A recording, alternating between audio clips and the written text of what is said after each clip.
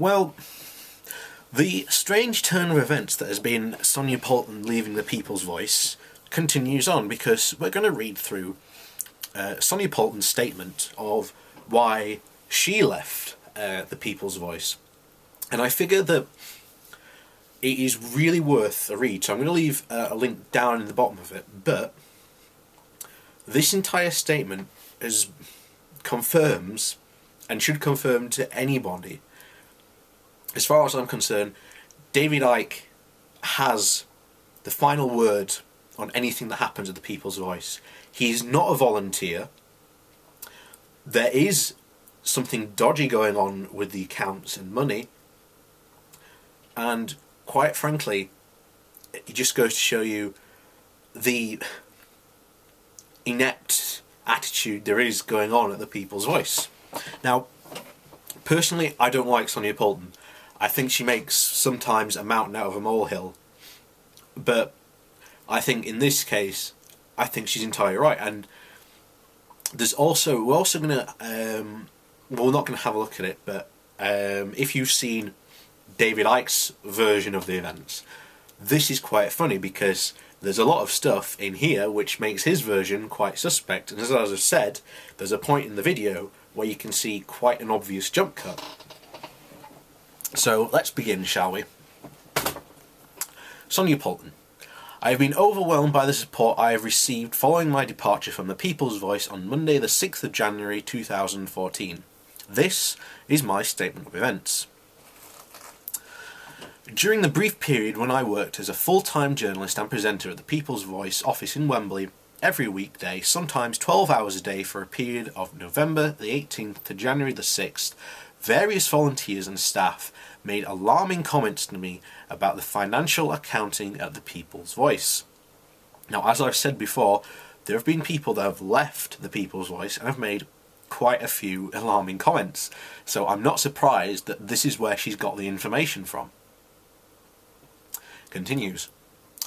I was told that the public money had been squandered, spent unwisely, and in an easy-come, easy-go manner.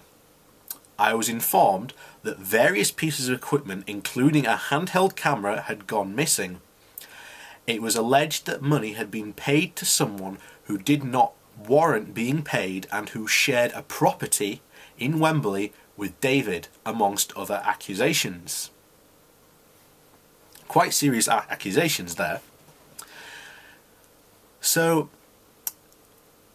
but as I said, at some point David Icke's going to be getting some money. I'm not surprised. But it continues. Given these suspicions, I was not happy with David Icke and I can't say it's a foreign name. Sean Aldi Tabati, I think it is, but we're just going to call him Sean, the People's Voice station manager, suggesting that a second telethon on January the 3rd, 2014, this was to raise money for the People's Voice following a 2-week Christmas break from live programming. I realised that the public who had already donated in excess, because remember it was an excess, he originally asked for 100,000 and got 300,000.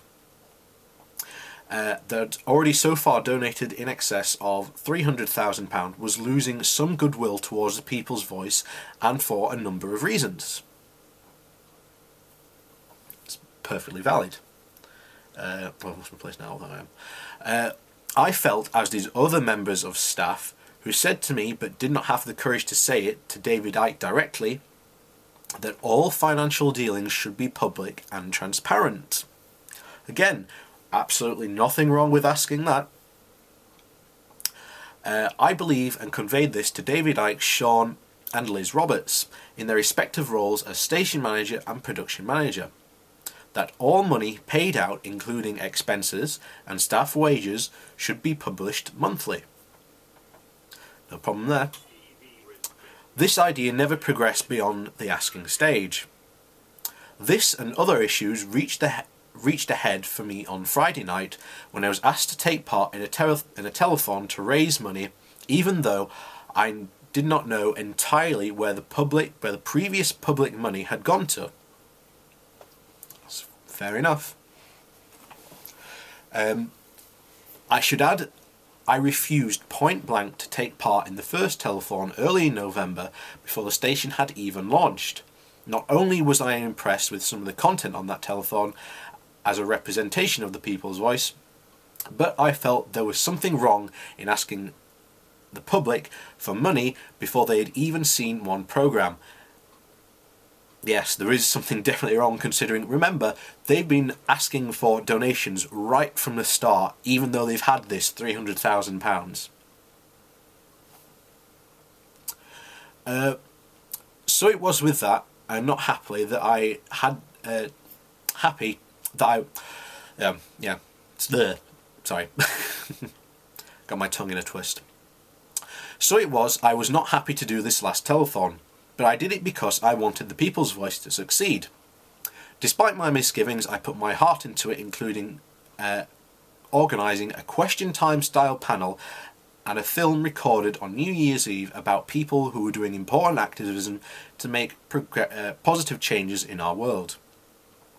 I was and I remain proud of this input and output, and all the people involved in making this happen, and all of you, and all for you. Only the petrol money and only the petrol money covered so I can't even say it now, to cover the filming. After the telethon, I slept badly. On Friday night, and by Saturday morning, I had sent an email to David Icke outlining my serious concerns about the finances at the People's Voice. Quite frankly, at this point, so would I if I was Sonia Poulton. I had heard nothing back from him. This was unusual because David is not only a prolific writer, but he always responded within hours, sometimes minutes, of me sending him an email. This is quite funny because if you remember on the other video of David Icke basically having a go at Sonia, he basically says, "Oh, she'd take ages to send emails to me." So there we are. I arrived at the People's Voice office on Monday about 10 o'clock at David's office door. Really? You're a volunteer and yet you have an office? That should be an alarm bell straight away. A glass-type partition that was closed. I tapped on it. He refused to look at me and kept staring at the screen in front of him. Now this is funny because, remember, on the last video, apparently the office is so full that they don't have anywhere, apparently, to plan things.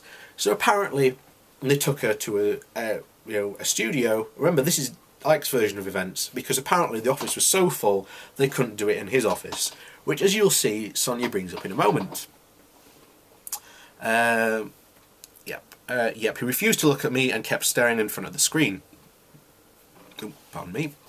Undaunted, I opened the door, saying good morning, and I asked if I could have a talk with him. He refused, saying that he had to wait until Sean arrived before we could talk.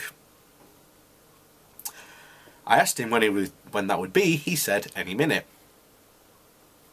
Sean arrived about 45 minutes later. Liz Roberts, head of production, came to me and said that they were ready for the meeting. Then, somewhat oddly, she led me to the darkened, soundproof studio where the music and performance segment of the People's Voice is recorded. Again, David Icke claims that, oh, it led her to a darkened room, when, again, as you'll see in a moment,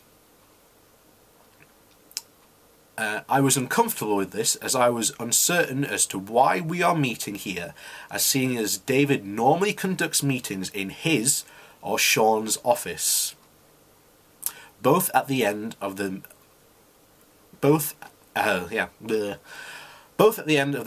People's Voice main office.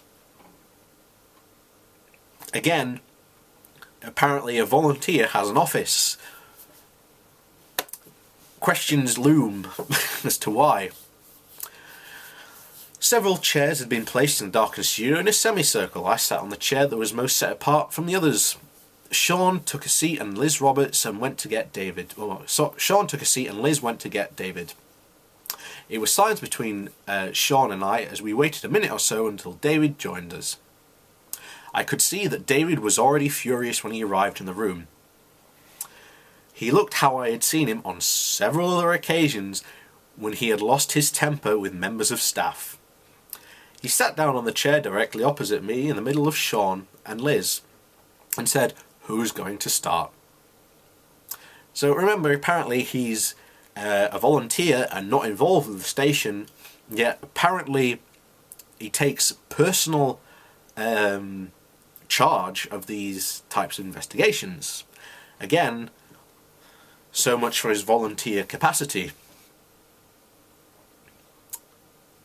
David said that seeing as I was the one making the allegations, it should be me. I told him for the past weeks people in the office, including volunteers and paid staff, had been coming to me and making troubling accusations about the misappropriation of the funds. I had heard stories of nights out on expenses, of many rounds of drinks and food being brought in pubs or takeaways, and alcohol being ordered to the People's Voice by and for paid staff volunteers. There were even more outrageous accusations told to me, including people who had received money from the People's Voice who had some personal involvement with David Icke. I told David, Sean and Liz that the People's Voice was struggling financially because public goodwill towards the People's Voice was at a low ebb because, amongst other things, a lack of transparency. I wonder why. I said that I felt personally important to see how the money had been spent up to this point, and at least because David was always agreed with me about the importance of transparency in all dealings, except when it concerns him. David's voice was raised as he demanded to hear more of my allegations and who they involved. I felt that there was just some kind of a trap, as I said I wasn't going to give names at this stage and that I just wanted to see where the money had been spent. He refused. He said I would have to wait until the end of the year. He was furious that I dared question the funds. His entire attitude was ignorant and outraged by my request. I asked him if I would need to put in a Freedom of Information request to get the information from the People's Voice regarding accounting. I was shocked by the corporate front that David Icke, Liz Roberts and Sean were showing me with regard to what had happened with the money, and as I said that I believe the People's Voice was operating no differently with its hierarchy of decently paid management, numerous unpaid volunteers and no accountability. What a surprise. It was at this point that David Icke lost his temper completely. He started shouting that I was the most divisive character he had ever met in the media and that everyone at the People's Voice hated me. He asked Liz to back up this statement, but she couldn't, given that Liz had previously stated in public in the office that I am an example to us all. I didn't feel that she could really back this up accusation with any credibility. This emotional attack from David alarmed me greatly. I had only asked for financial transparency, and not only was he refusing to let me have this information, but he tried to use intimidation techniques to deflect me from doing so. What a surprise. David Icke tells everyone that I'm a proper journalist, his words. When I'm on air, he walks around the office pointing at the screen saying, "That's real journalism." The big problem here is David Icke is only happy when I am investigating anyone or anything other than him and the People's Voice. I'm not saying that anyone has carried out fraud at the People's Voice, as I have no proof of that. What I am saying, however, is that I believe there exists a cavalier attitude at times to the spending of public funds. At the People's Voice, I have seen letters of people who date their hard to come by cash, children giving up their pocket money, really, and pensioners contributing part of their pension. It greatly upsets me to see the laissez-faire attitude towards their money. The statement of my departure released by the People's Voice, written by David Icke, according to Liz Roberts, is in correspondence with presenter Barry Sharp, who was designed to smear me. None of what I said ever came up the meeting yesterday morning. David Icke's statement was an affront not only to me, but to anyone who supports me and to anyone who donated their time, efforts and money to the People's Voice. Thank goodness so many people have seen right through it and reacted accordingly. Good job, people. You've restored my faith that there are actually some decent people in the world again, and that you're not all idiots when you're donating your money to this guy.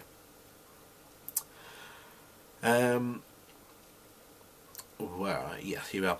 I would be more than happy to debate the People's Voice with David Icke, Sean and Liz on camera in a neutral environment. I have nothing to hide. That's a very valid point, actually, because at the moment Sonia Poulton has absolutely nothing to hide. She can pretty much walk back into mainstream journalism anytime she wants. Again, being on here is no skin off her back. It just allowed her to basically do what she wanted. So basically it sort of turned into her own sort of a mini vanity project of hers. But again, it still doesn't excuse the fact that there's lots of volunteers coming forward and saying, hey look, there's some serious problems with money going on here. Particularly the one, the allegation that she comes up, that apparently someone's getting money that's involved with David Icke. So that's quite troubling. Oh, I've lost my place now. Bugger. Yeah. It is not me who seeks to take people into a darkened room away from other people in the office at the point where the person wants to address important questions about alleged financial mismanagement. I am and remain transparent in my dealings. I am informed by a member of staff that there have been orders to remove me. This includes taking down a great deal of information I have conveyed on film at the People's Voice, including a video we shot on New Year's Eve about children being taken into care and about people campaigning against fracking. David Icke says that the People's Voice is about the content, not the personality. If so, why would he have sanctioned the removal of content that I had contributed to the People's Voice? Content, I might add, that I have already copied and feel totally at liberty to post on YouTube. I believe that the public who paid for this and are entitled to it, and that they should not be stopped because of the vindictive behaviour of people who claim to know better. I am in no doubt that David Icke shouted at me in the meeting because rather than accept that there may be a problem of a certain culture growing at the People's Voice, he chooses to deflect the blame at me for his failings onto me and onto my character. I acknowledge the fact that I'm capable of being a fiery character. I have said that on camera, and he's part of me who I am, but it is entirely wrong. As suggested in the official statement about my departure, to suggest that I don't treat people with respect. You only have to look at the wonderful things that I've been doing and said following the departure from the People's Voice. I'm quite blown away by the strength of the support. So I have to ask why. Why would David Icke attempt to smear my character? I only asked where the People's Voice money had gone to. Fair enough.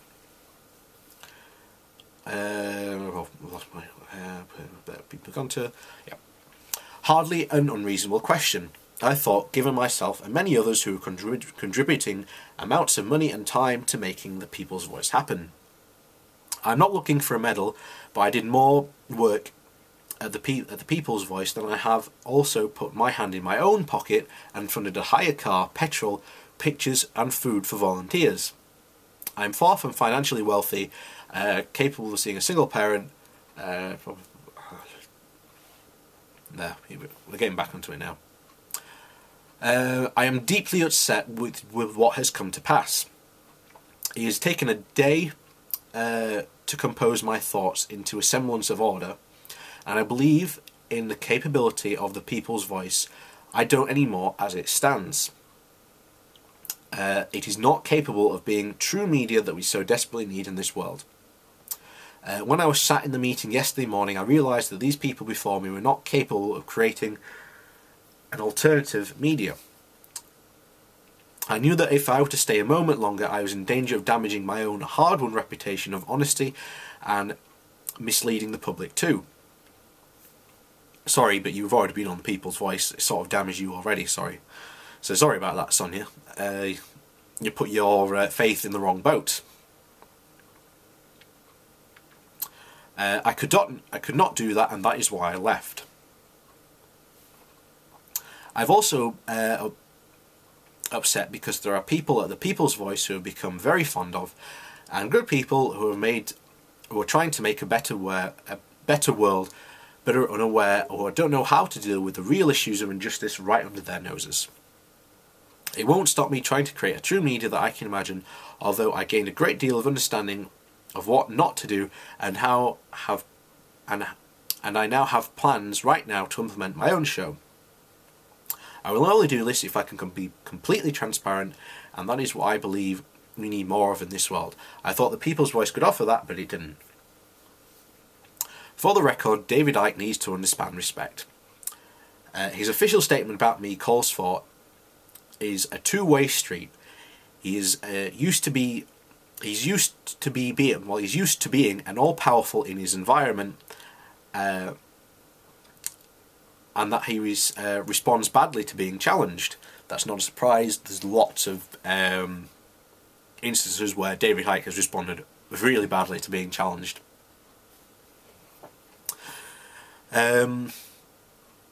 Despite repeatedly saying that presenters have free will, David Icke did not hesitate to make known some of his dissatisfactions with me inviting on guests who he had fallen out with in the past. Not a surprise, because as I said from the very beginning, this isn't the People's Voice, this is Icke's voice, and as long as it's fine with what he's saying, then it's perfectly fine, but the second you go against the grain, well, oof, he has a problem. Where do I... Yeah. I witnessed that side of him, and so did Sean and Liz. They sat back and allowed it to happen. That's why they are still there. They do not challenge him, because to do so would challenge the comfortable and unaccountable existence at the People's Voice they have come to enjoy. Both Sean and Liz have publicly stated that the People's Voice may not survive beyond the end of January, unless the station gets more money in. Well, as two of those people who have access to the People's Voice funds, they should know. As of this afternoon, I have not received the requested information of financial accounting. How difficult can it be to show how much has been donated to the People's Voice and where and by whom it was spent? That really isn't hard at all, and what they've put out is shocking, to be honest. Well, no, I'm reading my part again. Upon receiving the information from the People's Voice, I will report on my findings just as I report on the behaviour of any other organisation. The silence from my station in response to the extraordinary report, people who have been appalled by the statement David issued on behalf of the People's Voice speaks volumes. This is my statement of events of yesterday. The People's Voice, David Icke, lived for us, blah blah blah blah blah. I have sent all these statements to social media, blah blah blah blah blah. Sonia Poulton, 7th of January 2014. So, the People's Voice, again, or should I say, as it is now officially, Icke's Voice, continues its horrendous train crash. It's now fully, completely off the rails, and if it's right, the end of January, beginning of February, we will see the People's Voice come to its climactic crash. God, I cannot wait for it, because it's going to be hilarious, because Icke's going to blame everyone bar himself.